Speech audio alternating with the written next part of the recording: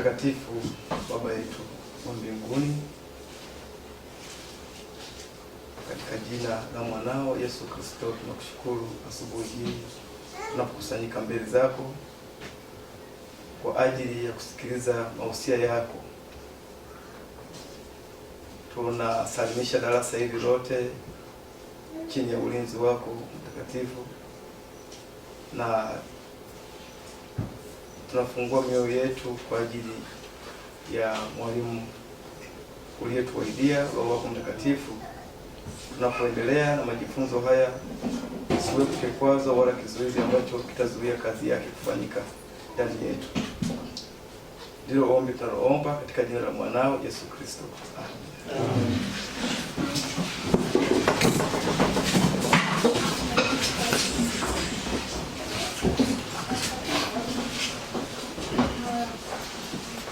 Amen. Nimeonelea kwamba leo tusome wote nukuu hizi zitakazo kuwepo hapa, mafungu iwe rahisi kila mmoja kuandika kulingana na somo letu. Mkini likawa refu, lakini kama litaisha katika sehemu ya kwanza ambapo tunakwenda kuangalia ufalme wa Mungu. Katika ufalme wa Mungu tutajaribu kuangalia tabia ya ufalme wenyewe, alafu tukipata nafasi tutakuwa tunaangalia tabia ya sheria ile ambayo ni msingi wa ufalme wenyewe. Nafikiri tukijaliwa kwa kesho ndio tutakuwa tumefika hapo.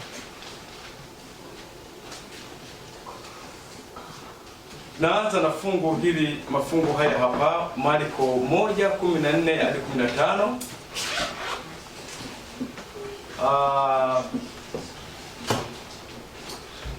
Aliye na Biblia hapo nafikiri anaweza kuanza kusomea. Turudi nyuma kidogo hapa, nimekuwa nikianzia ndani sana. Tuanzie fungu kama la 13. Somea kwenye Marko hiyo fungu kama la 13 tuone linaanzaje. Anasema akawako huko jangwani siku 40, hali akijaribiwa na Shetani. Sawa. Naye alikuwa pamoja na wanyama wa mwitu na malaika walikuwa wakimhudumia. Sawa. Hata baada ya Yohana kutiwa gerezani, Yesu akaenda Galilaya akihubiri habari njema ya Mungu. Sawa. Akisema, wakati umetimia na ufalme wa Mungu umekaribia. Sawa. Tubuni na kuiamini Injili. Napenda hiyo lugha hapo iliyo nyuma ya tubuni. Wakati umetimia na ufalme wa Mungu umekaribia. Kama mtu anatumia neno kitu kuelezea kwamba kitu fulani kimekaribia, maana yake nini? Ni ashirio kwamba saa hiyo hakipo hapo, ila kiko kinakuja. Habari sasa. Kwa hiyo ni kusema nini? Katika taifa la Israeli kabla Yesu aje, ufalme wa Mungu kwa sentensi hii ulikuwepo au haukuwepo? Haukuwepo. Okay. Kwa hiyo kama ufalme wa Mungu haukuwepo katika Israeli, matendo ambayo taifa la Israeli limekuwa likiyatenda katika maisha yake ni vigumu moja kwa moja kuyakrediti katika kwa Mungu. Habari sasa hizi. Kama ufalme wa Mungu haukuwepo katika Israeli, matendo ambayo taifa la Israeli lilikuwa liko linayafanya, kwa mfano akina Sauli na vita nyingine, ni vigumu kuyakrediti moja kwa moja kwa nani? Kwa Mungu. Mtupa msamiati. Na mtupa msamiati. Kuya credit kwa okay, yani kuweka yani kuyavisha kwa Mungu, kuyasukumia kwa Mungu. Yani kwa kumhusisha Mungu. Kuyahusisha na Mungu. Maana yake ufalme uliokuwepo ulikuwa ni wa Shetani kama haukuwa wa Mungu. Tuna falme mbili tu. Na falme mbili tu. Habari sasa. Kwani Mungu aliumba mwanaume na wanawake wangapi? Aya, katika Israeli walikuwa wanaoa wanawake wangapi? Wengi. Ni nani aliweka hiyo kanuni? Shetani. Okay. Kwa hiyo utaona kwamba namna Yesu anavyotuhubiria anatuonyesha kwamba katika ujio wake ndipo ambapo Yesu yuko anatafuta namna ya kusimika utawala wa Mungu katika dunia hii. Bwana Yesu asifiwe. Amen. Twende fungu linalofuata. Luka. Hapa ni Luka 10. Bwana Yesu aliwatuma, tuanze fungu la kwanza mpaka fungu la 11. Hapa nimerukuu kidogo. Anasema, basi baada ya hayo Bwana aliweka na wengine 70, akawatuma wawili wamtangulie kwenda kila mji na kila mahali alipokusudia kwenda mwenyewe. Akawaambia, mavuno ni mengi lakini watendakazi ni wachache. Ndio. Basi muombeni Bwana wa mavuno apeleke watendakazi katika mavuno yake. Ndio. Enendeni, angalieni na watuma kama wana kondoo kati ya mbwa mwitu. Ndio. Msichukue mfuko wala mkoba wala viatu, wala msimwamkie mtu njiani. Na nyumba yoyote mtakayoingia semeni kwanza, amani iwemo nyumbani humu. Na akiwamo mwana wa amani, amani yenu itamkalia. La hayumo, amani yenu itarudi kwenu. Hayo ni maelekezo hajawapa ujumbe wenyewe. Ni kweli? Mahubiri ambayo wangehubiri yalikuwa ndio hayo. Hayo ndio mahubiri ambayo wangehubiri. Haya yalikuwa ni maandalizi ya wahubiri wenyewe. Lakini mahubiri gani ambayo wangekwenda kuhubiri kwenye miji ya Waisraeli wenzao? Soma tuendelee mtumishi. Sawa 7. Basi kaeni katika nyumba hiyo hiyo mkila na kunywa vya kwao. Sawa. Maana mtendakazi amestahili kutoa ujira wake. Sawa. Msihamehame kutoka nyumba hii kwenda nyumba hii. Hayo bado ni maelekezo. Na mji wowote mtakaoingia, wakiwakaribisha, vileni vyakula viokwavyo mbele yenu. Sawa. Waponyeni wagonjwa waliomo. Sawa. Waambieni ufalme wa Mungu umewakaribia. Waambieni, hilo ndio ubiri. Muambie ufalme wa Mungu umekaribia. Sio upo. Na hapo sio kwa wapagani kwamba sasa labda kwa sababu walikuwa na wapagani walikuwa wanawaambia sasa wanajiunga na taifa la Israeli. Hii ubiri ni la Waisraeli wenyewe, linahubiriwa katikati ya taifa la Israeli. Ya kwamba waambieni ufalme wa Mungu umekaribia. Ikimaanisha saa hiyo wako wanaishi Waisraeli walikuwa hawaishi ndani ya ufalme wa nani? Wa Mungu.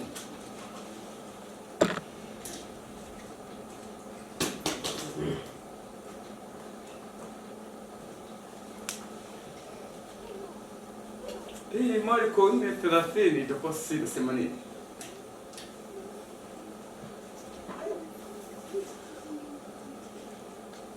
Anasema, akasema, tuulinganishe na nini ufalme wa Mungu? Tuulinganishe na nini ufalme wa Mungu? Au tuutie katika mfano gani? Au tuutie katika mfano gani? Shuka hapo chini. 31. Ni kama punje ya haradali ambayo ipandwayo katika nchi, ingawa ni ndogo kuliko mbegu zote zilizo katika nchi, lakini ikiisha kupandwa hukua, ikawa kubwa kuliko miti yote ya mboga.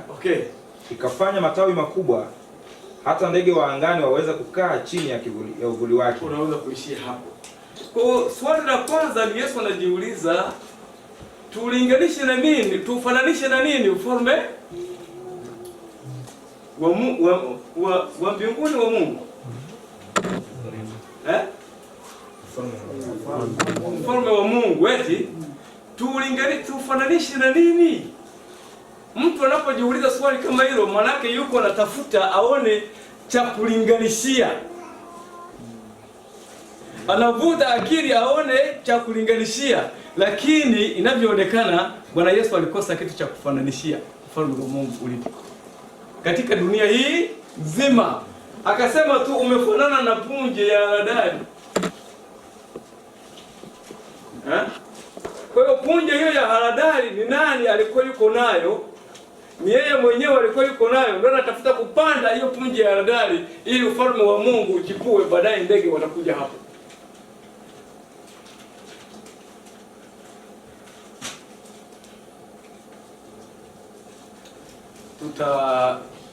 Tutaendelea kidogo na hapo. Tupite katika kipengele hiki hapa. Kama tunavyojua ufalme lazima uwe na eneo. Eneo la ufalme huu wa Mungu liko na mgawanyiko wa pande ngapi? Pande mbili. Pande ya kwanza, hii ni kama vile tungesema kompyuta ina hardware then ina software. Tunapozungumza software kwa Kiswahili rahisi tungesema nini? Mpangilio wa program zilizo ndani ya kompyuta. Alafu kuna kasha ambalo linabeba zile program ndani pamoja na hardware zingine ziko humu ndani, kwa mfano diski na vitu vingine ambavyo vinaoperate kwa humu ndani na motherboard. Yani vitu vinavyoshika na visivyoshikika. Kuna kiona lakini huwezi kukishika. Okay. Kwa hiyo software ni vitu visivyoshikika ila vinaonekana. Lakini hardware ni vitu ambavyo vinashikika, ambavyo vinasaidia kuhifadhi au kubeba ile software. Sasa katika ufalme wa Mungu tunaweza kupata mazingira ya namna hiyo hiyo. Kuna ufalme wa Mungu katika upande wa kiroho. Hiyo ni sehemu ya kwanza. Sehemu ya pili ya ufalme wa Mungu ni mazingira. Sasa tutaangalia katika kitabu hiki cha Pambano Kuu ukurasa ule wa 346. Nafikiri ni yetu ile ya Kiswahili. Hebu tuangalie hapo. Mbona ambavyo nabii anatusaidia kuelewa. Hebu angalia ukurasa huu wa 346 ya Kiswahili.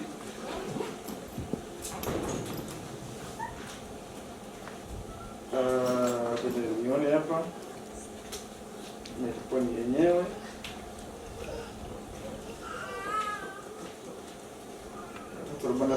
Aina tuende ya Kiingereza 346.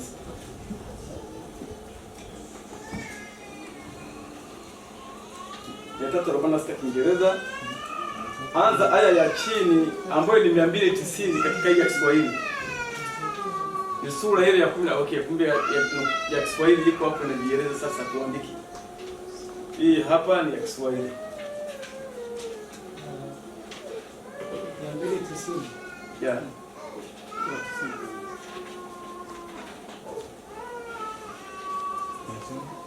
Tangu tangazo lilikuwa limefanywa. Sema tangazo lililokuwa limefanywa na wanafunzi katika jina la Bwana kwa kila namna lilikuwa sahihi, na matukio yaliyolilenga yalitukia sawa sawa. Wakati umetimia na ufalme wa Mungu umekaribia. Ndio ulikuwa ujumbe wao. Mwisho wa wakati, majuma 69 ya Danieli 9:25 ambayo yangeishia kwa Masihi mtiwa mafuta. Kristo alipata upako wa Roho baada ya kubatizwa kwake na Yohana katika Yordani. Na ufalme wa Mungu waliokuwa wakiutangaza kuwa umekaribia ulianzishwa na kuthibitishwa na kifo cha Kristo. Kwa hiyo ufalme wa Mungu waliokuwa wakiutangaza kwamba umekaribia ulianzishwa na kuthibitishwa na nini? Kifo cha Kristo. Kwa hiyo kabla ya kifo cha Kristo ufalme huo ulikuwa haujathibitishwa.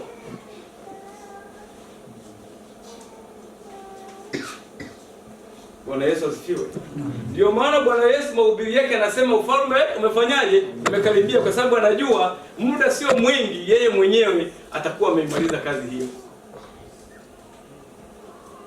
Kwa hiyo tunapo struggle kuisoma Biblia hii kumuelewa Mungu kwa kutumia Agano la Kale, changamoto lazima iwe kubwa sana, kwa sababu unasoma maisha ya watu wanaoitwa wa Mungu lakini wakiishi chini ya kanuni ambazo ni za nani? Za Shetani.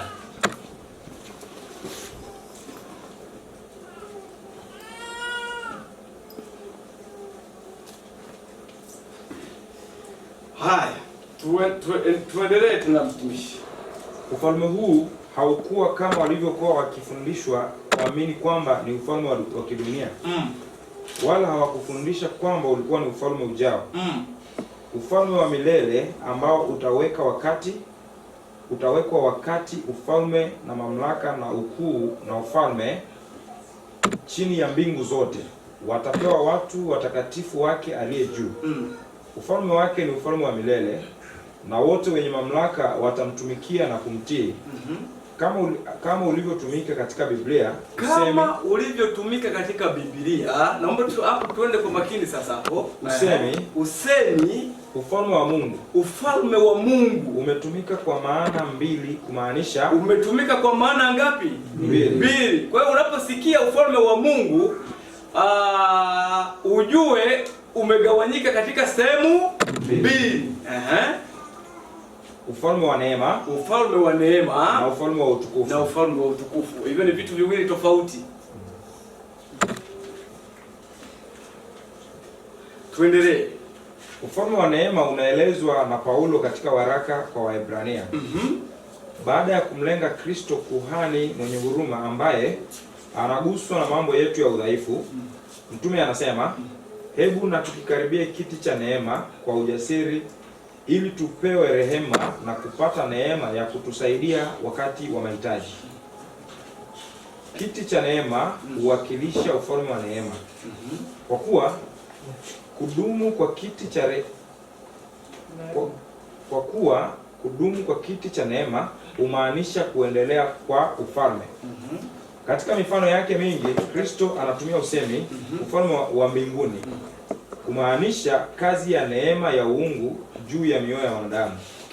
Kwa hiyo ufalme wa neema ni nini? Ufalme wa neema, tunaendelea. Ni kazi ya nini? Ya rehema. Kazi ya rehema ya Mungu katika mioyo ya wanadamu. Kwa hiyo huu ni ufalme ambao unawekwa ndani ya mioyo ya nini? Ya wanadamu. Ni ufalme ambao unasimikwa katika moyo wa mwanadamu.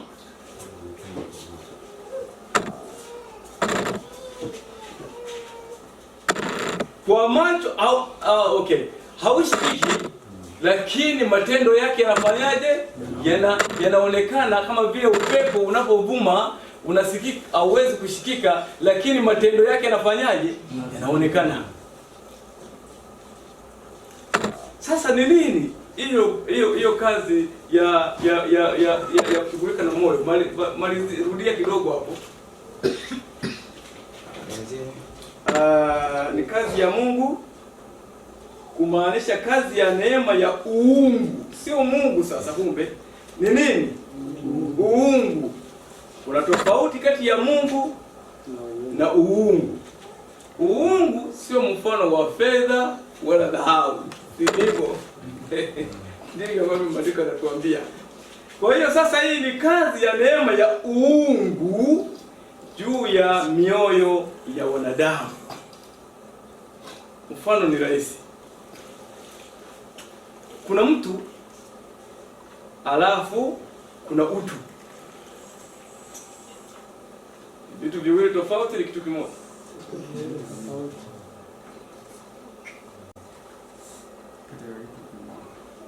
Ndio watu wakati fulani wao wanasema hivi, wanagombana na Waislamu. Yesu mwenyewe hajawahi kuwa Mkristo. Nionyeshe wapi Yesu amesema yeye ni Mkristo. Yesu hawezi kuwa Mkristo, kwa sababu Yesu mwenyewe ndiye nani? Ndiye Kristo. Kwa hiyo kuna tofauti kati ya Kristo na Ukristo.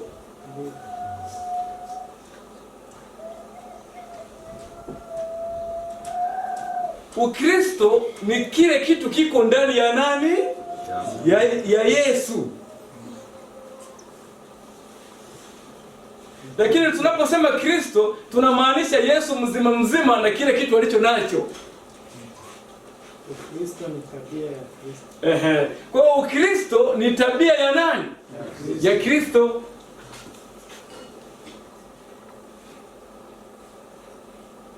Ni sawa tunavyosema mtu. Kuna tofauti kati ya mtu na utu. Hiyo ni vitu viwili tofauti. Ni rahisi kuwa na mtu bila utu, ila haiwezekani lakini kuwa na utu bila nini? Bila mtu.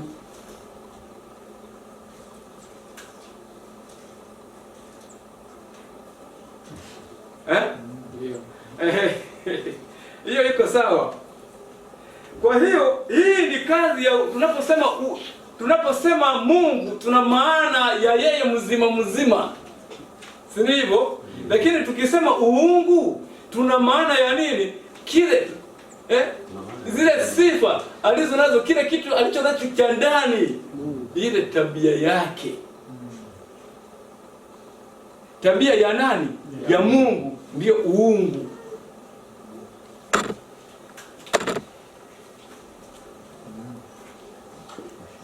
Habari ya sasa hii ndio yuko na mgogoro, pengine tungeendelea huko tutakuja kusaidia.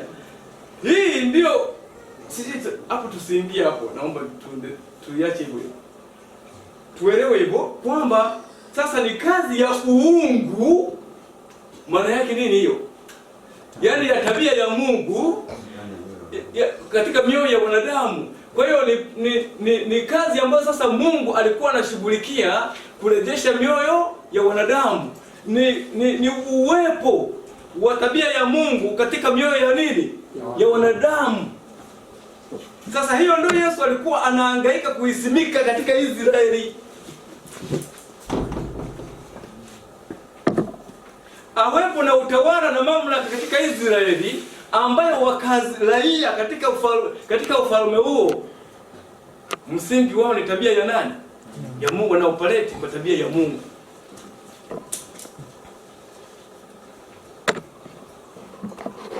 Hiyo ni kumaanisha raia waliokuwepo katika Israeli ile ya nyuma walikuwa maisha yao hayajajengwa katika tabia ya nani? Ya Mungu. Lakini watu wana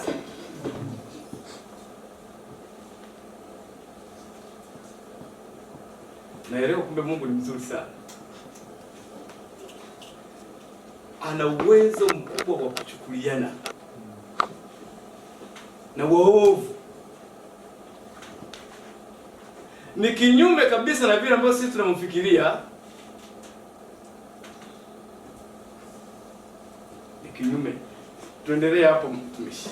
Anasema ufalme wa mbinguni kumaanisha kazi ya neema ya uungu juu ya mioyo ya wanadamu. Naam. Hivyo kiti cha utukufu huwakilisha ufalme wa utukufu. Kiti cha utukufu kinawakilisha ufalme wa utukufu. Na ufalme huu unarejeshwa katika maneno ya Mwokozi.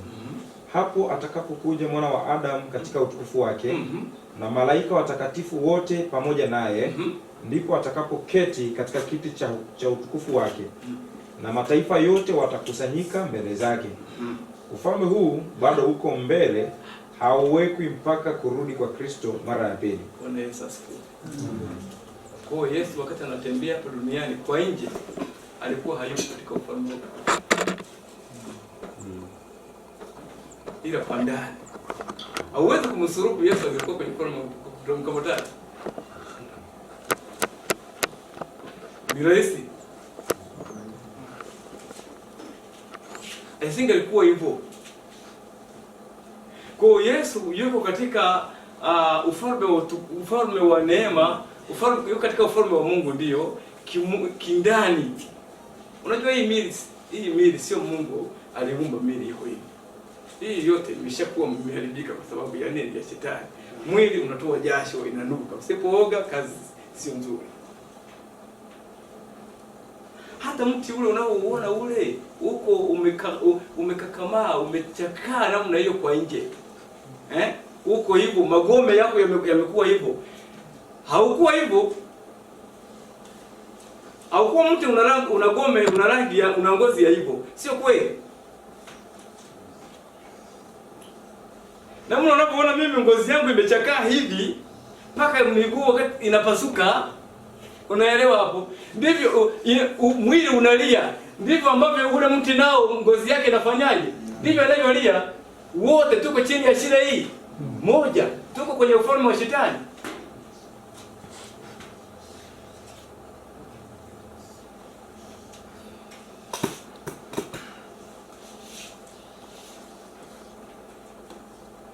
Miti hiyo muonekano wake umeharibika. Iko imejipinda, iko namna hiyo. Si kazi hata miti ilikuwa inajipinda kujisokota namna hiyo. Namna hiyo. Mwelekeo haupo mzuri. Ni sawa tu na mimi. Kama nafikiri kwamba kama wewe ungepewa nafasi ya kwenda kuchagua mafuvu ya kichwa yanauzwa, lipi ungechukua hilo lilo nalo?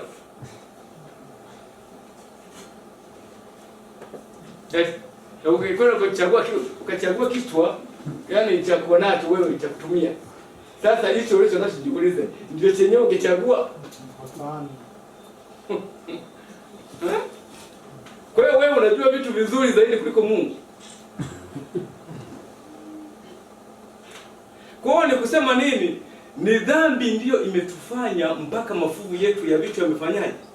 Yameharibika. Kwa hiyo hakuna aliye na sura ya Mungu leo, ya Adamu leo aliyeumbwa nayo. Sasa ni nani yuko nayo? Mwenye sura ambayo ni Mungu kabisa, aliyo design Mungu, akachora, akadesign, akafikiria Mungu ama yuko kwenye kitanda chake au wapi, anawaza namna ambavyo muonekano wa mtu utakavyokuwa. Kweli Mungu alidesign hii?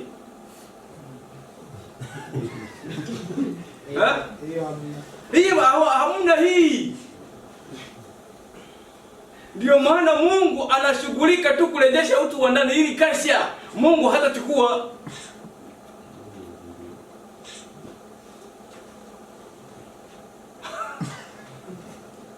Kwa hiyo hata kung'ang'ana kupendezesha mwili huu ni kusumbuka, kwa sababu tunahangaika na kitu ambacho ni kibovu,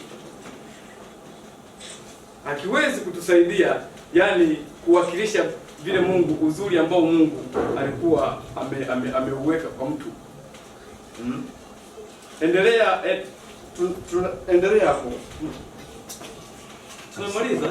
Hivyo kitu cha utukufu tumeshasoma hivi. Hivyo kitu cha utukufu. Hiyo nimemaliza kabisa. Okay, ufalme huu bado huko mbele. Sasa tuendelea kuchini ufalme wa neema. Ufalme wa neema ulianzishwa mara tu baada ya anguko la mwanadamu. Wakati mpango ulipobuniwa kwa ajili ya ukombozi wa jamii ya wenye dhambi. Sawa. Kisha ulidumu katika malengo na kwa njia ya ahadi za Mungu. Sawa. Na kwa njia ya imani wanadamu wangeweza kuwa wahusika wake. Sawa. Lakini hawakuweza kusimamishwa hadi Kristo alipokufa. Okay, haya plani ziliwekwa na process zikaanzishwa za kuweka ufalme wa neema katika mioyo ya wanadamu. Lakini haukuweza kufanyaje? Kusimamishwa. Kwa hiyo kulikuwa umeanguka. Bado. Sasa Yesu ndiye aliyekuja kuusimamisha. Kwa nini? Ndiye aliyeweza kutembea katika dunia hii peke yake, akaweka mfano ambao hakuna mwanadamu mwingine yoyote aliwahi kukanyaga katika hii dunia, akaweka mfano wa hivyo. Alama aliyoiweka mpaka leo ndio sisi inatusaidia. Picha ambayo aliyoichora Yesu ndio inatubadilisha sisi. Kwa hiyo kuanzia hapo tukapata watu katika dunia hii ambao ukimpiga hivi,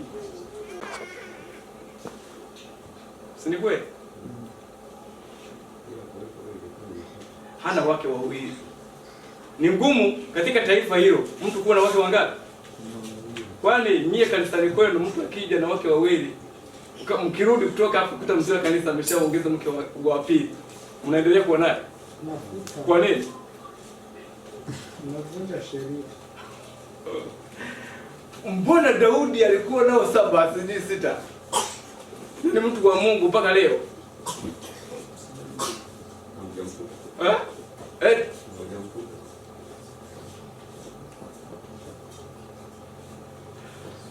Majamaa wale walikuwa wanakunywa wanalewa, ni watu wa Mungu. Uongo kweli jamani? Nyie leo mkiona mwinjilisti unakutana naye yuko amebebelea, anapepesuka, kesho si mnakaa baraza la kanisa? Kwa nini?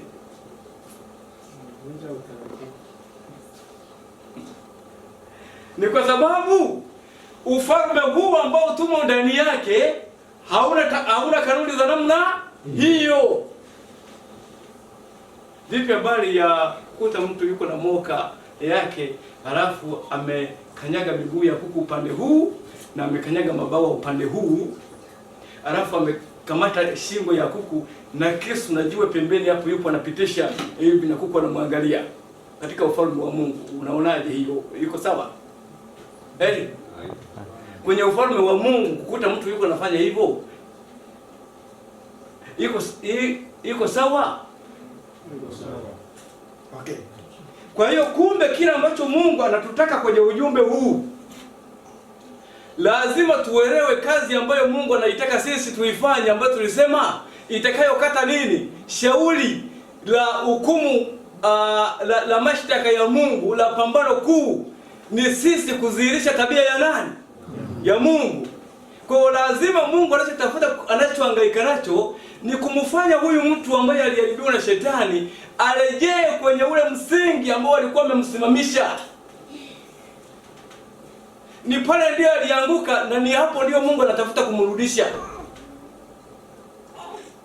Sasa maisha ambayo tulio nayo na kuku, ni kweli tunawapatia mahindi wanakula, ila wanakula wakijua muda wowote hapa mambo sio nini? Sio mazuri. Ndio maana hata kama imetokeza amepata ujasiri sogea karibu na wewe ukamkamata tu, ile umemkamata, kuku anapiga kelele. Kwa nini? Anaelewa mahusiano yako na wewe jinsi yalivyo. Hata kama huko unataka kumsaidia tu kitu kingine, lakini yeye anaelewa hapa tayari mambo si mazuri.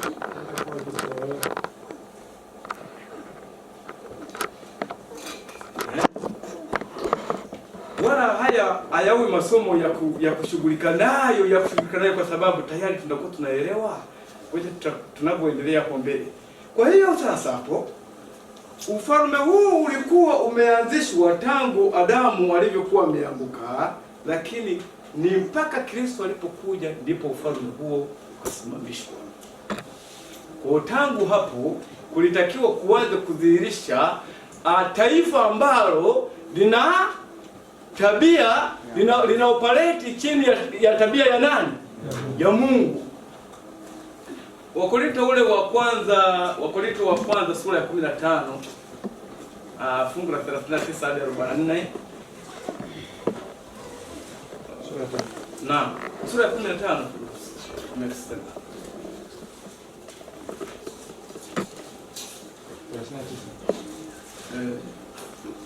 Anasema nyama yote si nyama moja. Sawa. Ila nyingine ni ya wanadamu. Sawa. Nyingine ya hayawani, nyingine ya ndege, nyingine ya samaki. Sawa. Hayo sisi yatuhusu, tuendelee. Tena kuna miili ya mbinguni. Okay. Na miili ya duniani. Okay. Tumeona sasa kumbe kuna miili ya wapi? Ya mbinguni. Na kuna miili ya wapi? Duniani. Kwa hiyo miili hii ya duniani ndio imeshachakaa, iko chini ya ufalme wa shetani. Hii. Sasa Mungu hata tuache na hii. Kwa sababu hiyo Mungu lazima atuletee miili mingine. Bwana Yesu asifiwe. Haya, tuendelee. Lakini fahari yake ile ya mbinguni ni mbali. Fahari ya ile ya mbinguni iko tofauti na ile ya duniani, Na fahari yake ile ya duniani ni mbali. Ndio. Kuna fahari moja ya jua, na fahari nyingine ya mwezi, na fahari nyingine ya nyota. Maana iko tofauti ya fahari hata katika hata kati ya nyota na nyota. Kadhalika na kiama ya watu. Upandwa katika uharibifu, ufufuliwa katika kutokuharibika. Okay. Mwili huu unajua ni uharibifu. Kwa hiyo tutapandwa sisi tukiwa katika mwili huu. Lakini hatuwezi kuja tukiwa katika mwili huu. Hicho ndicho anachoeleza hapo mtume. Anasema upandwa katika aibu, ufufuliwa katika fahari. Upandwa katika udhaifu, ufufuliwa katika nguvu. Upandwa mwili wa asili, ufufuliwa mwili wa roho. Habari ya saizi. Sasa huo si ujui staili zake. Mimi nimejua kwenye huu niliona. Ila huo sijui namna yake jinsi itakavyokuwa. Ikiwa uko mwili wa asili, ikiwa uko mwili wa asili, na wa roho pia uko. Na wa roho pia uko. Ndivyo ilivyoandikwa, mtu wa kwanza Adamu akawa nafsi iliyo hai. Adamu wa mwisho ni roho yenye kuhuisha. Endelea. Lakini hautangulii ule wa roho, bali ule wa asili. Baadaye huja ule wa roho. Mtu wa kwanza atoka katika nchi, ni wa udongo. Mtu wa pili atoka mbinguni. Kama alivyo yeye wa udongo, kama alivyo yule wa udongo, ndivyo walivyo walio wa udongo. Ndivyo na watoto wake walivyo. Na kama alivyo yeye wa mbinguni, na kama alivyo yeye wa mbinguni, ndivyo walivyo walio wa mbinguni. Na watoto atakao wazaa hapa duniani lazima wafanane naye. Na kama tulivyoichukua sura yake yule wa udongo, na kama tulivyoichukua sura ya yule wa udongo, kadhalika tutaichukua sura yake yeye aliyo wa mbinguni. Kadhalika tutachukua sura yake yeye aliyo wa mbinguni. Haleluya, watu wa Mungu. Haya. Huo ni ufalme wa utukufu. Sasa tulikuwa tunamalizia kwenye ufalme wa utukufu, jinsi utakavyokuwa. Tumeambiwa huu haujawekwa bado, uko mbele. Tumejaribu kugusiwa hapa kuangalia namna ambavyo ulivyo. Mtume Petro akiuzungumzia, kuna maneno hapo alisema, waraka wa kwanza wa Petro sura ya kwanza 3 mpaka 4.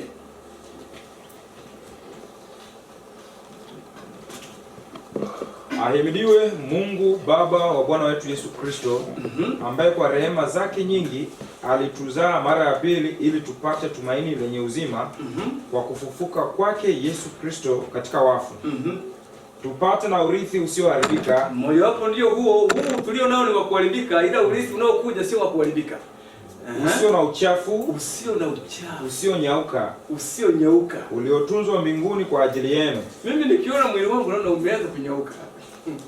Misuli hapo ilikuwa hapo imeanza kunyauka. Unaona inaanza kunyauka. Yaani inafikia mara mashapu yanaanza kuingia. Yaani ukaona bahati mbaya meno yakatoka, ndo hapo sasa utashangaa. Labda sura inapokubadilikia. Inabadilika ukiwa nayo wewe mwenyewe mkononi. Hauna namna ya kuzuia. Kuna kwanza mambo yanajiepeleka hivi. Kwa shetani walipifu, mbona meno yanaweza yanatoboka? Ni kesi nzito kwenye dunia hii, ni shida. Hakuna kitu kutupainia. Ni shida. Hakuna raha kwenye dunia. Kama tukajifunza vizuri maandiko haya, tukaona ambavyo Mungu kweli alikusudia, na tukafanya mahusiano binafsi kila mtu na Kristo, hauwezi kuwa na kitu cha kujivunia kile.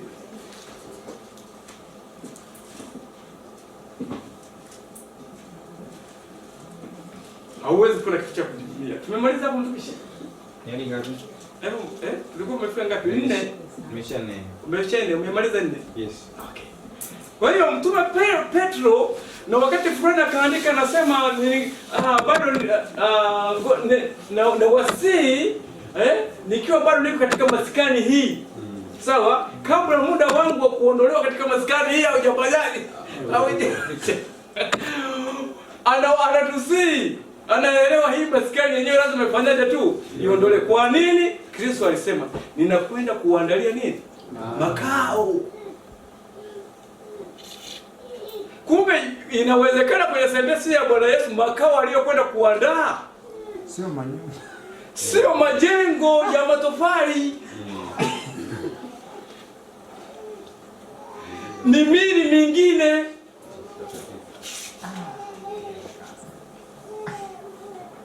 Kwa hiyo unapokuwa umefaulu hapa kushinda dhambi, tayari mwili wako kule unawekwa nini? Tayari.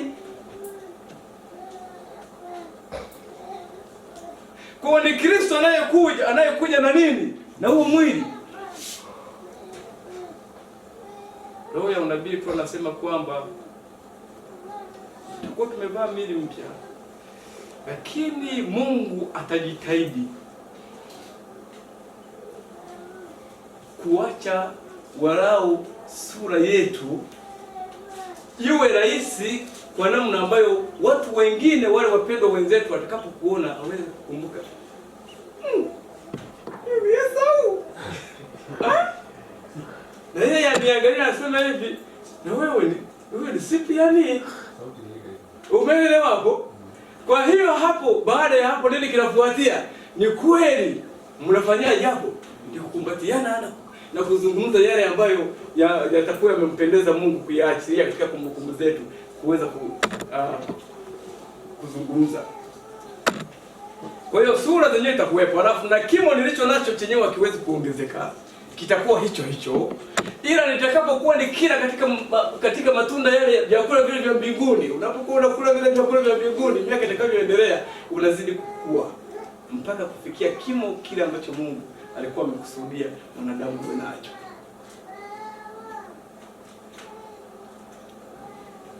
Bado tuna process ndefu ya kwenda.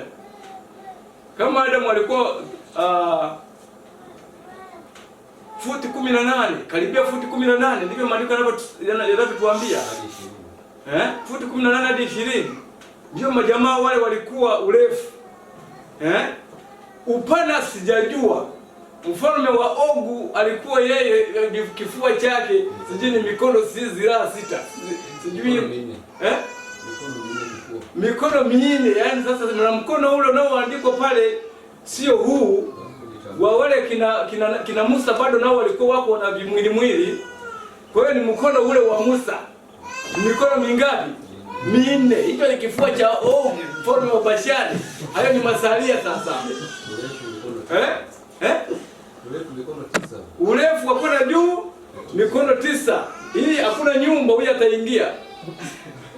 Si hivyo.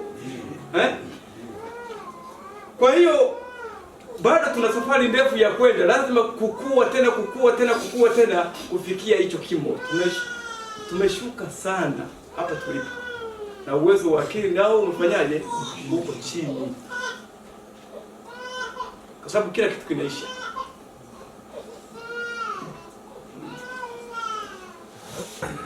Yohana 18:36.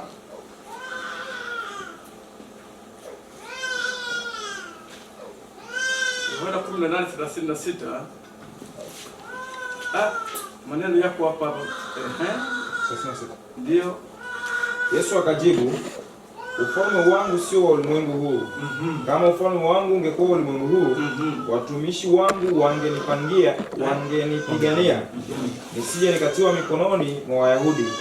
Lakini ufalme wangu sio wa hapa. Ufalme wangu sio wa hapa. Hapa Yesu alikuwa anamaanisha nini?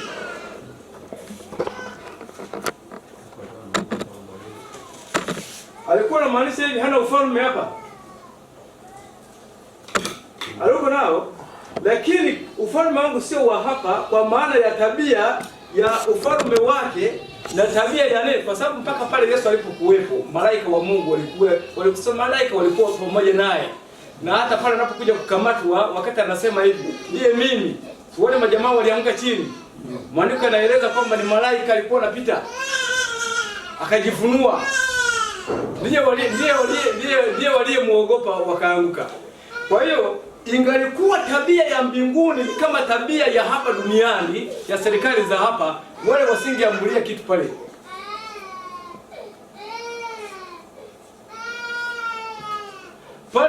Pale bustanini hawasingetoa mtu yoyote pale. Kesi ingekuwa imeishia hapo hapo. Lakini Yesu akasema ufalme wake sio wa nini? Sio wa dunia hii. Maana yake nini? Katika ufalme wa Mungu mapigano hayapo.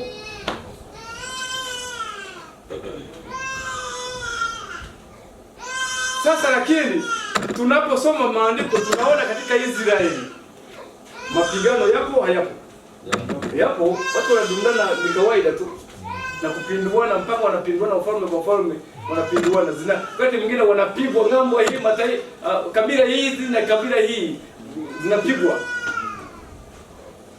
na wao nao wanaenda kupiga hata watu mataifa mengine huko.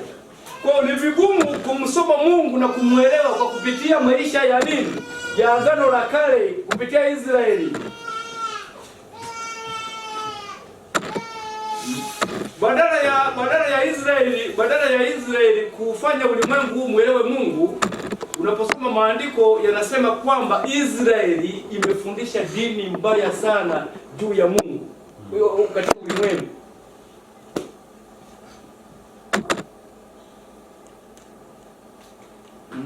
Unaona mpaka wakina Ikongo wanasema Mungu ni Mungu wa majeshi.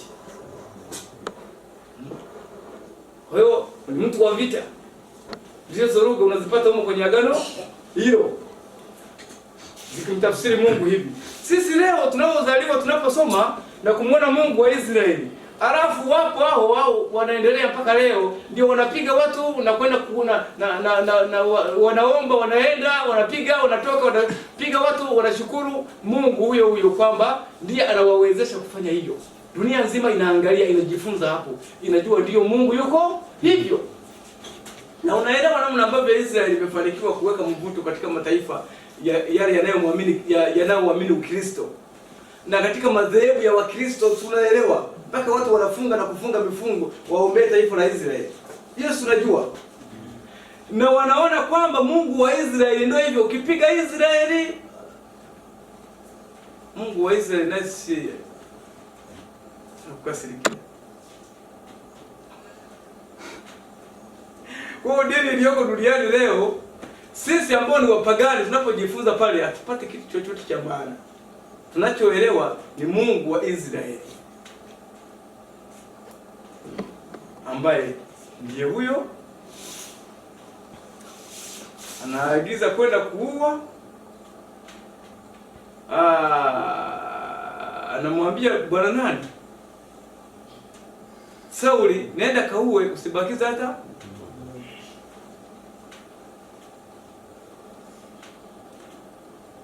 Wasomaji wanasoma, tunaangalia namna ambavyo Mungu anashughulika.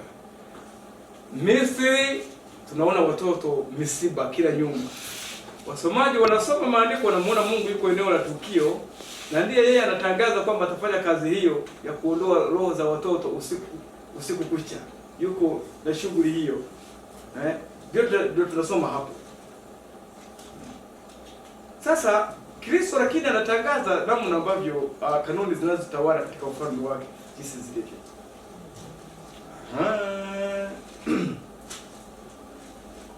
Tunasoma hapa hivi, tunasoma hii nukuu hapa.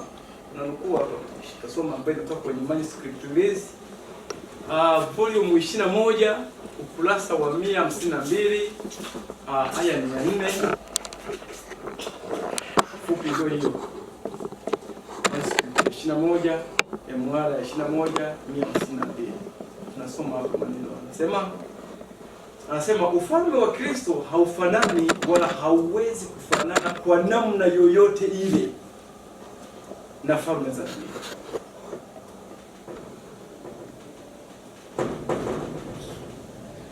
Kwa namna yoyote ile, mahakama zake, namna hukumu zinazofanyika hamuna. Sheria zinazoongoza na kusimamia falme za hii dunia ndio zinatengeneza tabia ya falme za hii dunia na wakazi wake jinsi zilivyo. Kwa hiyo haiwezi kuwepo kitu chochote ambacho unaweza kukichukua katika mifumo ya utawala wa dunia kulinganisha na mfumo wa utawala wa watu.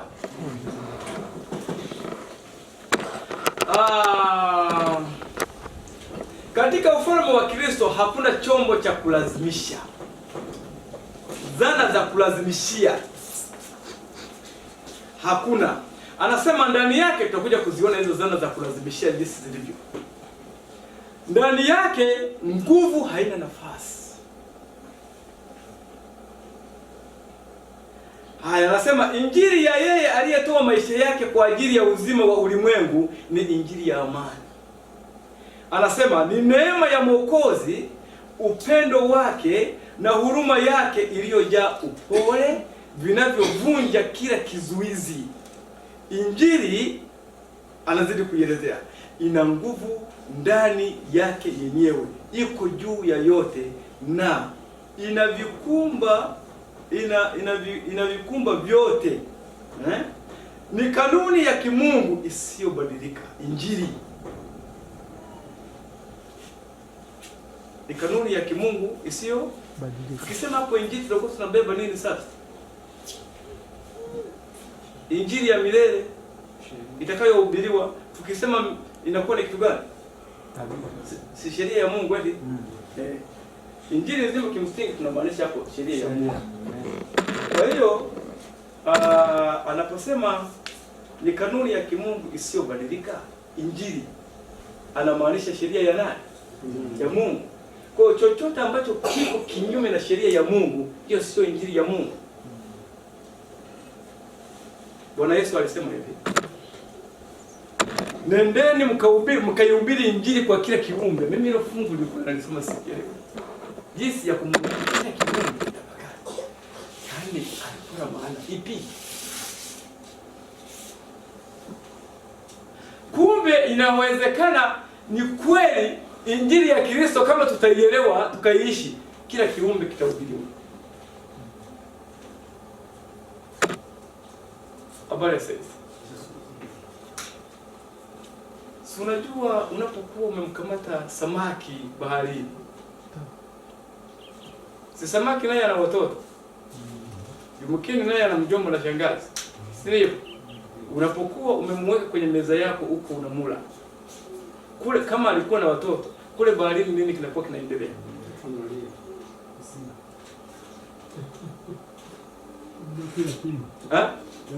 Kwa hiyo unakuwa umetengeneza yatima kule baharini. Vile vitoto ambavyo huwa mama yao anavimeza usiku, mawimbi yakiwa makali, alafu asubuhi anavitapika, nende mwende mkacheze. Saa hiyo kama mama yao amekamatwa, mawimbi yako makali yamechochewa usiku, wanakuwa wanapata wapi huduma?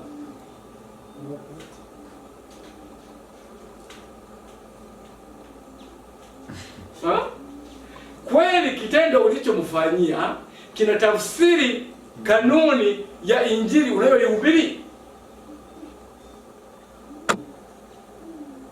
Maana injili tunayohubiri, hii injili ya milele, tunahubiri sheria ya nani? Ya Mungu. Na sheria ya Mungu katikati yake kuna sentensi inasema usiue. Ila teknolojia na ubunifu wa mwanadamu ulivyo ni mwepesi kuongeza, kama sio kuongeza kufanyaje? Kupunguza. Kuna sentensi hapo sisi tulishajiongezea, usiue mwanadamu. Bila vingine hiyo sheria haioperate. Ni kweli wakati sheria ya Mungu ikiwepo katika Eden ilikuwa iwahusu kuku.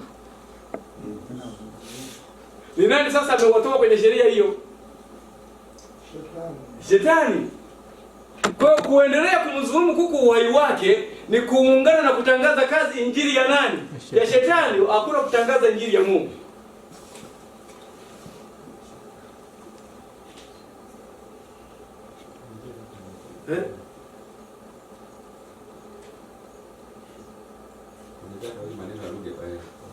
Okay. Tunaona mambo jinsi yanavyokuwa watu wa Mungu. Ni vigumu sana hii kumwelewa Mungu katika hii dunia, ni kuja kuelewa hivi tuko chini ya utawala wa Shetani. Ni vigumu bila tabia ya Mungu kufunuliwa. Kuna kwenye kitabu hiki cha Njia Salama, anasema hapa, kuna ukurasa wa 50 kwenye kitabu wake. Nenda nisome hapa. Anasema hivi: ni kosa kufikiri ya kwamba Mungu hupenda kuona watoto wake wakipata kuumizwa na kuona uchungu.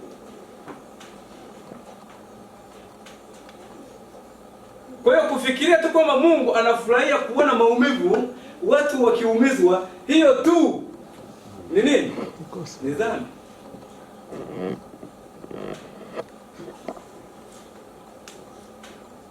Sasa tumefikiria Mungu anaumiza mara ngapi? Ajali ikitokea, kazi ya Mungu ina nini? Mimi sijawahi kusikia shetani analaumiwa kwenye hata vyombo vya habari. Wewe mwesikia hata mwingine analaumiwa? Pale nani? Manyara, mlima sijui umeteremka, sijui umeumuka, ukafunika kijiji na nyumba zilizoko hapo. Umeelewa hapo? Nani alikuwa anawekewa hiyo mzigo? Kazi ya Mungu, si ndivyo? Mapenzi ya Mungu. Amekasirika kwa sababu wengine wanasema Mungu amefanyaje wazee wa pale? Mungu amekasirika. Tunatoa mitambiko hapa na wana miaka mingi, ila kuna miaka imepita watu hawajatoa mitambiko. Kwa Mungu amekasirika. Akikasirika anatifua mlima. Sasa una Mungu wa hivyo, wewe ukikasirika kesho utafanya nini?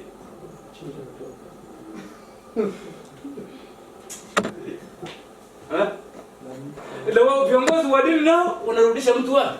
Kaburini. Wako bize kuweka mtu kaburini, si ndivyo? Alafu wanasoma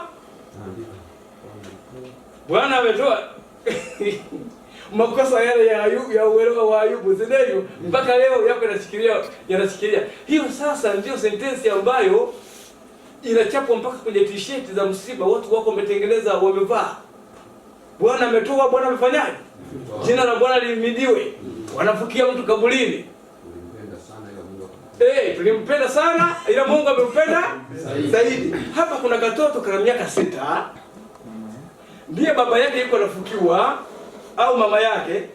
Kanasikia kwamba ndio Mungu amefanya kazi hiyo ya kumchukua baba yake au mama yake.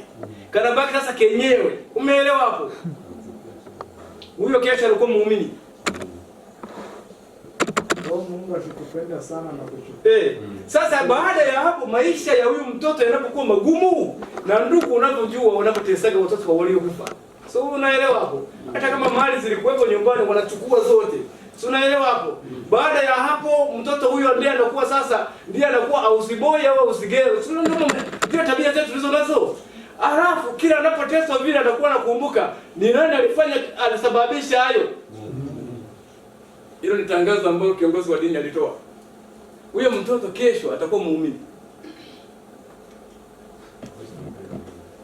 Hawezi kupenda. Unasikia kama Mungu kwa nini ulifanya hivi? Mungu umeruhusu. Umeruhusu yatokee. Kwa hiyo kazi ambazo ni za shetani zimekuwa zikibebeshwa kwa nani? Kwa Mungu. Miaka zaidi ya 4,000 imepita, 5,000 sasa imeshaenda na 6,000 inaenda siji kukamilika. Yote anabebeshwa nani? Mungu. Yote anabebeshwa nani? Mungu. Hiyo kazi ndio imefanywa sasa na theolojia. Nimeongeza hapo kweli. Sasa ndani ya ufalme wa Mungu anasema hivi. Anasema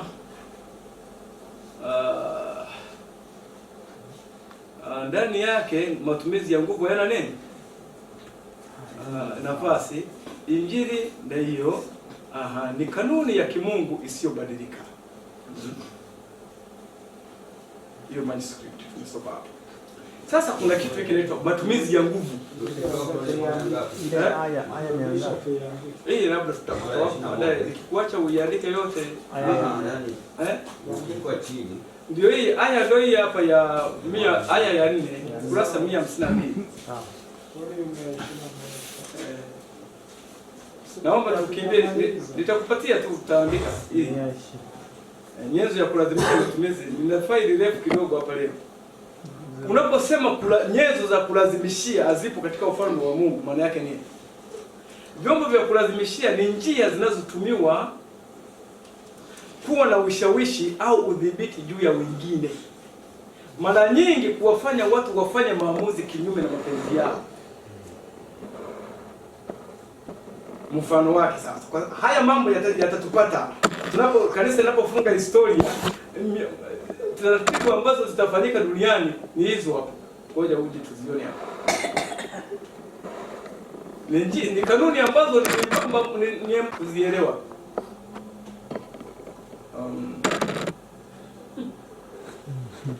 Aya. vyombo vya kulazimisha Tanzania hayo coercion, kwa nabii anaikataa kabisa hiyo coercion. Mbinu,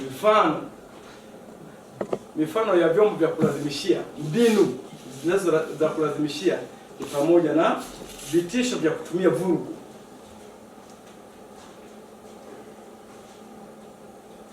Mtu anakutaka kufanya jambo fulani, ila kama usipofanya anakutishia atakufanyia vurugu. Vikwazo vya kiuchumi, unatakiwa ufanye jambo fulani, ila kama usipofanya utakabiliana na vikwazo vya kiuchumi. Hizo ni nyenzo za kulazimisha mtu afanye jambo kinyume na utashi. Udhibiti au unyanyasaji wa kisaikolojia.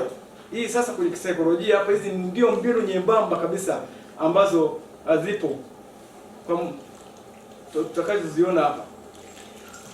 Ya kwanza kabisa, nguvu, kulazimisha kwa nguvu za kimwili. Hiyo tunaelewa, kumlazimisha mtu kwa kumsukuma mtu afanye aidha kwa kumpiga au kwa kufanya nini, yani kimwili, kumuumiza kimwili. Hiyo tunaelewa ni mbinu ya kulazimisha mtu akubaliane. Matumizi halisi ya nguvu za kimwili tumeona: kuzuia mtu kwa nguvu au kumpiga, kumshambulia au kutumia aina nyingine ya vurugu ili kudhibiti mwenendo wake. Kumnyima mahitaji ya msingi, kumnyima chakula, maji, usingizi au mahitaji mengine. Kwa mfano, ukienda katika maeneo yanayoshughulika na uhalifu, ili kumnyima mtu usingizi ni kitu cha kawaida. Ni sehemu ya njia ya kumlazimisha mtu afa. Na huko nyuma katika zama za giza watu walikuwa wakifanywa mambo kama hayo hapo. Unaweka katika mazingira ambayo huwezi kuchuchumaa, huwezi kuegemea, wala huwezi kukaa.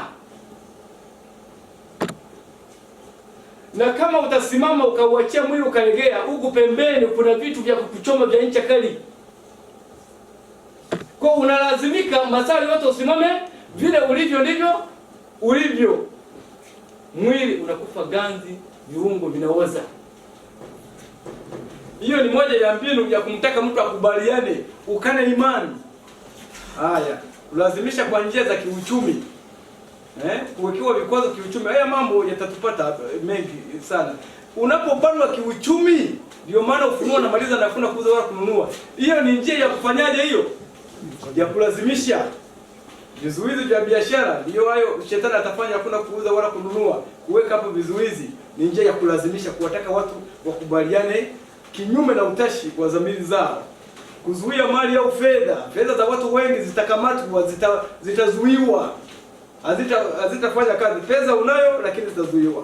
Hapo tunapokwenda mbele hapo. Kukamata, kufungia au kuzuia mtu kutumia mali au fedha zake ili kumwadhibu au kumdhibiti.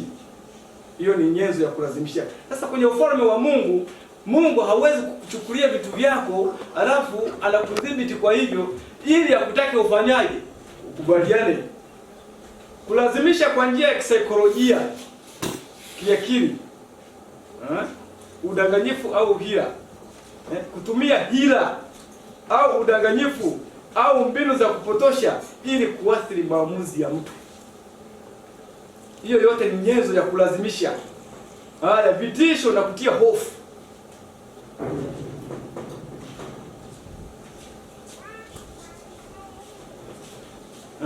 Unatishiwa kwamba kama usipofanya hivi tutakufanyia hiki.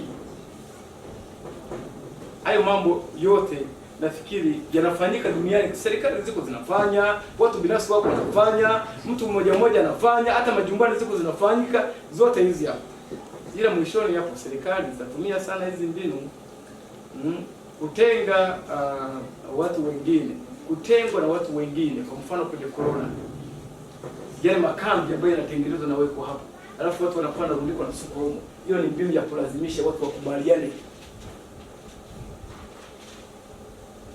Na hicho ambacho serikali zinakuwa zinataka.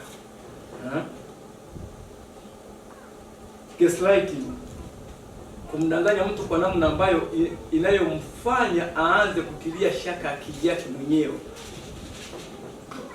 Habari sasa.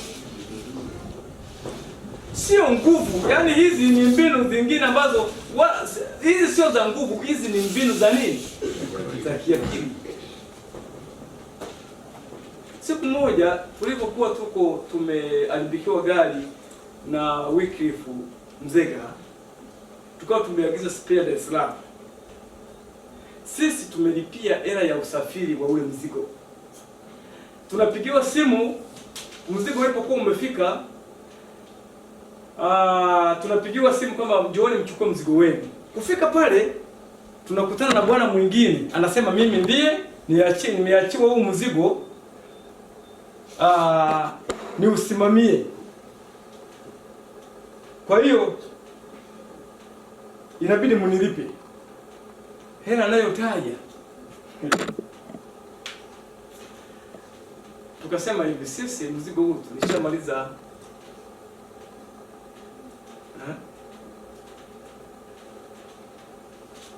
Ilikuwa gearbox. Kweli ni nzito. Anasema amebeba yeye kutoka basi ilikuwa limesimama pale, amebeba kuileta hapo ilipokuwa. Na amekuwa ameiangalia. Tukasema sisi hizo sio gharama zetu. Yule aliyekukabidhi wewe ndio ilitakiwa wao wamekulipa kwa huduma hiyo. Sasa sisi utatudai wakati hatujakubaliana kwamba tutafanya hivyo. Na sisi risiti tukamuonyesha. Hii hapa. Tumelipia mpaka gharama ya kufanyaje? Ya kusafiri. Hii tumelipiwa gharama yote ya kusafirishia. Kwa mimi nitakiwa nikute huu mzigo kwenye ofisi ya huyu. Nije nichukue. Kwa hiyo kukupa wewe mpaka hapa, wewe ndio umekufanya kuwa ofisi yake mimi kuchukua. Mimi siwezi kusema hivi nitakulipa. Basi sawa, kama hivyo mmeona mnidhulumu baada ya mkutano wa muda mrefu. Sawa. Hamna shida. Lakini kwenye dunia hii Mungu yupo na nini? Kama mmeona mnidhulumu, basi sawa. Naona sasa. Anageuza akili. Sasa hiyo ni mbinu ya kulazimisha. Anakufanya wewe kwenye akili yako ujisikie hatia ili kusudi uweze kukubaliana matakwa yako kwa kuogopa ile hatia isikupate. Unaelewa hiyo hapo? Kwa hiyo ni mbinu ambazo yani ni soft. Kwa mfano hata mnaona hii ambayo unaona kwenye sikukuu mbalimbali, mataifa mbalimbali wao yanatoa misururu ya masilaha mengi yanapitisha hapo.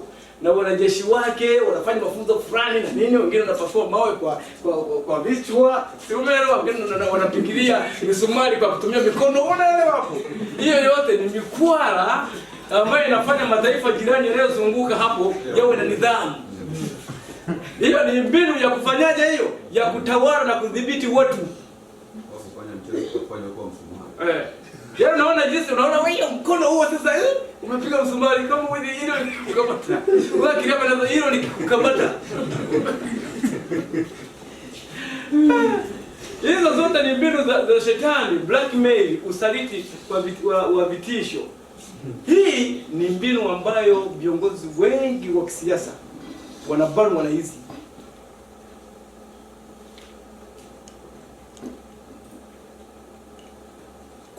Unajua wanasema hivi kwenye mambo yao ya kwenye hali ya kawaida, saikolojia ya maisha na akili ya mwanadamu. Kila mtu yuko na sura, yuko na sehemu gani? Sehemu ya nje ambayo inaonekana kwenye umma. Wewe unamjua, fulani yuko pale, anajenga nyumba hii, amesoma hivi, anasoma hivi. Ile inajulikana. Ila kuna maisha ambayo ni ya mtu binafsi. Sasa wanapotaka kukushughulikia ukubaliane, mbinu ambayo inafanyika ni kutafuta maisha yale ya upande wa pili, yale yasiyojulikana ya gizani. Sasa watakutana hapo na vitu vingine ambavyo ni vilili ambavyo wewe hutaki vije kwenye umma. Umeelewa hapo? Watapeleleza kila aina ya kona ya maisha yako kwanza. Mpaka kila namna. Kwa mpaka labda hata yani kama una majina ni mwalifu unafanya una majina mengine ya siri na nini, vyote watafanya. Baada ya hapo hivyo ndio vitatumika kukubana wewe ukubaliane na kila kitu wanataka. Hiyo yote ni mbinu ya kulazimisha. Kwa hiyo mambo kama haya, kwa mfano hata sisi tuko hapa tunategemea kwamba kama imani hii tutaendelea kuwa waaminifu, itafikia mahala ambapo kwa kudhihirisha tabia ya Mungu, maandiko yanasema tutakuwa maadui wa ulimwengu utakuwa na uadui na sisi. Kwa mambo kama haya, mbinu kama hizi za kulazimisha, lazima unakuwa unazielewa, vitisho vitakuwapo ili kusababisha watu waache nini? Waache imani. Haya mambo yamefanyika. Hizo zote ni mbinu za kulazimisha. Sasa mbinu hizo zote za kulazimisha, kutengwa na jamii, unatengwa, unachukuliwa, unaenda kuwekwa huko nje. Zote hizi ufuatiliaji, hii surveillance. Unaona nchi zilizoendelea zina makamera mpaka kwenye mabasi ya abiria, makamera mpaka mitaani, sina nini. Hizo zote kwa nini wanaweka hizo? Wanawataka watu wa behave katika mtazamo fulani, katika mwelekeo fulani. Na sheria ziko zimewekwa. Kwa tunapokwenda hatimaye utaona kwamba mataifa mengi yataingia katika mfumo wa surveillance. Kuwa na makamera, kuwa na nini, hayo mitaani, mabarabarani, kwenye vyombo vya umma, kila mahali, ili kudhibiti na kucontrol tabia za watu. Sasa shetani anafikishaje hapo? Ni rahisi. Unaona uhalifu unapoongezeka, wanasema hivi, tuweke nini? Tuweke kamera. Hata juzi hapo nimesikia mtaa mmoja hapo Dar es Salaam wanasema hivi, tuweke kamera mtaa wetu. Uhalifu umekuwa mkubwa zaidi. Lakini je, mambo hayo yanaweza kutatua tatizo? Matumizi ya nguvu yanaweza kubadilisha mtu. Mtu mmoja tulikuwa tunaangalia pale Kenya, amefanya kosa, sijui alifanya kosa gani. Alipofanya kosa, aliua mke wake, sijui. Alipoua mke wake alifanya nini? Wiki ilifungana, nijua hili jambo vizuri. Sasa akapewa adhabu ya kuwa anahudumia watoto wake wale, anatoa pesa kwa ajili yao. Alipoona hivi, sasa hii adhabu hii niliyopewa hii, namna ya kuiepuka ni moja, ni kufyeka wale watoto. Kwa hiyo akaua wale watoto. Tunatoka adhabu kule mahakamani, tunasema hivi ili iwe fundisho kwa watu wengine. Naona. Lakini ikageuka kuwa, ikamtengenezea hasira, akachoka kuwa anatoa pesa kuhudumia watoto. Kwa hiyo ikabidi auwe wale watoto ili kuondoa nini? Usumbufu. Sasa na yenyewe kwamba atajiokoa ikajulikana. Kwa hiyo yuko tena mahakamani kushughulikiwa. Ndio nilikuwa tunaangalia pale. Kwa hiyo matumizi ya nguvu yanachofanya huwa yanazalisha nguvu na hayatatui tatizo. Kwa sababu kama mtu unabifu naye, unapokuwa umemuua, hapo anakufa akiwa umetengeneza suluhu. Hamna. Na kama kweli kuna kiyama, unajua kuna mambo lazima tutubu. Mimi nafikiri hivi ni mengi. Kama kweli kuna kiyama na umekuwa mtaalamu wa kudhibiti wenzako, kuwapiga au kuwajeruhi, kuwaumiza, sasa kuna ufufuo. Kwa hiyo unapomuua mtu, sio umemaliza tatizo.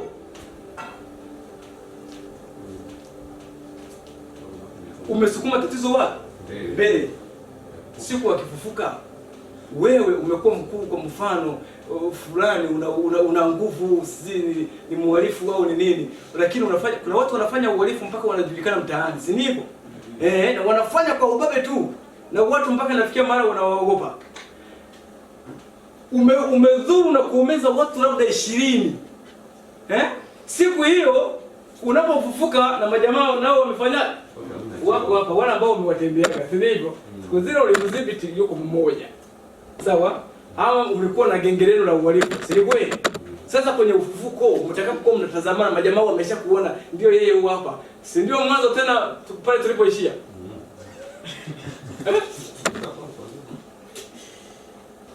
Hali una cheo hapo tena. Na kama ulikuwa na cheo fulani hivi, ndicho kilikuwa kimekupa ujasiri na unalindwa. Umeelewa hapo? Watu mambo yanafanyika makubwa.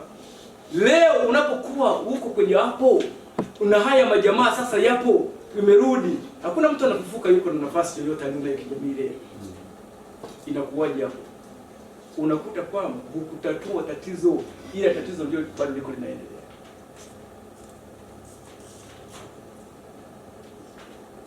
Kwa hiyo Mungu hataki mtu, hakuna mtu ambaye atalala yuko hajaelewa kwamba Mungu hana shida yoyote. Ndio maana wale wahalifu pamoja na shetani, wale waovu pamoja na shetani wote watapiga magoti na kusemaje? Hukumu zako ni za kweli na nini? Hawatakuwa na bifu yoyote na Mungu. Wataelewa matatizo ni wao na namna ambavyo Mungu ni wa upendo alivyowashughulikia. Muda wetu umeisha. Muda wa maswali.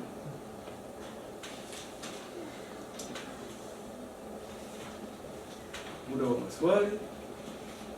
Tumeona ufalme wa Mungu na ya kwamba uko umegawanyika sehemu mbili. Kuna ule wa neema, ule wa moyoni, na kuna ule ufalme wa utukufu ambao ni wa mazingira ya nje. Lakini moja ya kitu cha kikubwa kabisa ni kwamba ukatili au maumivu au matumizi ya nguvu aina yoyote ile ya kulazimisha kwenye ufalme wa Mungu haipo. Kitisho cha aina yoyote kutishia, formula yoyote ile ya kutishia watu ili wakubali au watii kwenye ufalme wa Mungu ni kinyume. Upendo, anasema, huamshwa na upendo tu.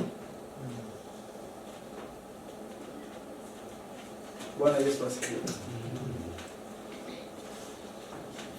Karibuni mtu aliye na swali.